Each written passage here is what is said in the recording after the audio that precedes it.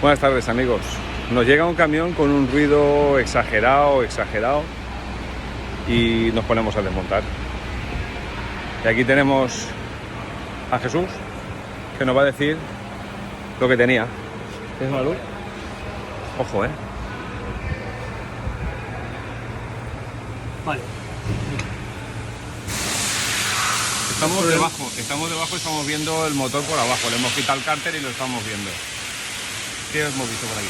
Vale, pues hemos visto que la bomba de aceite estaba muy bloqueada y al quitar la bancada me he dado cuenta que lo que se ha ido son los casquillos. Si os dais cuenta, el cigüeñal la ha marcado, lo ha torneado, lo ha dado de esta forma. Entonces la parte de arriba de la bancada y la parte de abajo, pues ese casquillo ya está destrozado. Este cigüeñal y este bloque ya... Correcto. ¿Tienes por ahí muestra de lo que ha quedado?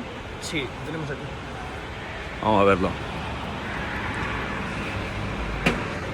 Aquí está la bancada, que como veis la ha rayado entera, y aquí están los casquillos, que como vemos están deshechos. Está deshecho